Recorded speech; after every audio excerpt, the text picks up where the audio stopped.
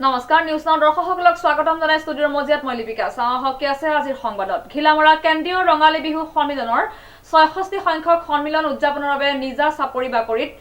লাইখুটা স্থাপন অনুষ্ঠান অনুষ্ঠিত নিউজ নাওৰ এক বিশেষ প্ৰতিবেদন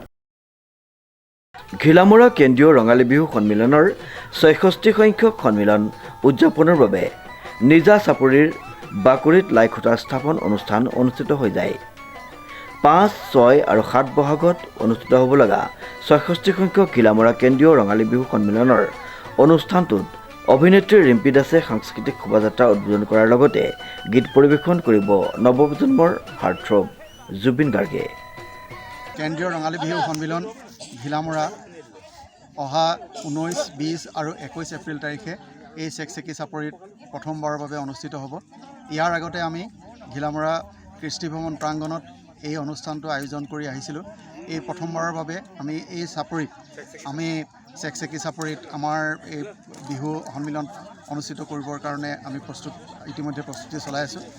আৰু সেই অনুষ্ঠানটোৰ এটা অন্যতম আকৰ্ষণ হিচাপে প্ৰথম দিনা অৰ্থাৎ ১৯ এপ্ৰিল তাৰিখে আমি ১০০০ গৰাকীতকৈ অধিক বিহুৱতীক আমাক ইয়াতে আমি সমবেত কৰাম আৰু সেই অনুষ্ঠানটোত আমাৰ মাননীয় অসম চৰকাৰৰ সাংস্কৃতিক মন্ত্ৰী ডাঙৰীয়াকো নিমন্ত্ৰণ জনাইছোঁ। আমি আশা কৰিছোঁ তেখেতে আমাৰ অনুষ্ঠানটোত তেখেতে অংশগ্ৰহণ কৰিব আৰু সেইদিনাখনে আমাৰ যি অনুষ্ঠান হ'ব পৰৱৰ্তী পৰ্যায়ত আমি আমাৰ হুঁচৰিৰ দিন আমাৰ দ্বিতীয় দিনটোত হুঁচৰিৰ দিন হিচাপে আমি অনুষ্ঠিত কৰিম। ঘিলামৰা তথা ইয়াৰ আশে পাশে থকা বিভিন্ন গাঁৱৰ যিসমূহ হুঁচৰি দল আছে এইসমূহ হুঁচৰি দলে যাতে আহি আমাৰ এই বিহুখনিত তেওঁলোকে অংশগ্ৰহণ কৰে তাৰ বাবে আমি আহ্বান জনাইছোঁ আৰু তৃতীয় দিনা অন্যান্য কাৰ্যসূচীৰ লগতে বৰ্তমানৰ আমাৰ যুৱচামৰ হাৰ্টথ্ৰব বুলিয়ে কয় জুবিন গাৰ্গক আমি নিমন্ত্ৰণ জনাইছোঁ আৰু সন্ধিয়া ৮ বজাৰ পৰা তেখেতে আমাৰ এই মঞ্চতে ইয়াত যিটো আমি মঞ্চ তৈয়াৰ কৰিম তেখেতে তাতে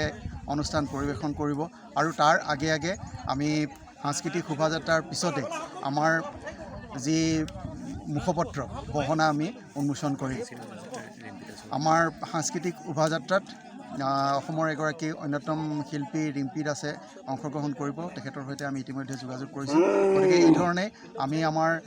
৬৬ সংখ্যক কেন্দ্ৰীয় ৰঙালী বিহু অনুষ্ঠানটি আমি অনুষ্ঠিত কৰিবৰ কাৰণে ইতিমধ্যে আজি প্ৰস্তুতি চলাইছোঁ আৰু তাৰ অংশ হিচাপে আজি এটা শুভ ক্ষণত আমি তাৰ লাইখুটা স্থাপন কৰিছোঁ। আমাৰ ১০০০ গৰাকী বিহুৱতীৰ কাৰণে আমি এটা শীৰ্ষ গান প্ৰস্তুত কৰিছোঁ যিটো গানত তেওঁলোকে বিহুৱতীসকলে অংশগ্ৰহণ কৰিব।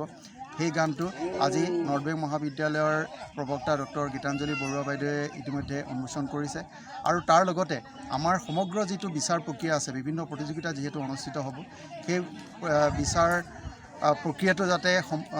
সুস্থভাৱে খুব ভাল ধৰণে অনুষ্ঠিত হয় কাৰো যাতে কোনো ধৰণৰ কমপ্লেইন নাথাকে পিছৰ ফালে আখুৱা যাতে নাথাকে তাক নিৰাময় কৰিবৰ বাবে আমি আজিয়ে কিছু সময়ৰ পিছতে বিচাৰকৰ এটি সমাৱেশ আমি অনুষ্ঠিত কৰিম আৰু তাতে আমাৰ যিসকল বিচাৰক থাকিব আমাৰ স্থানীয় বিচাৰক থাকে আমি বিচাৰকসকলক লগত লৈ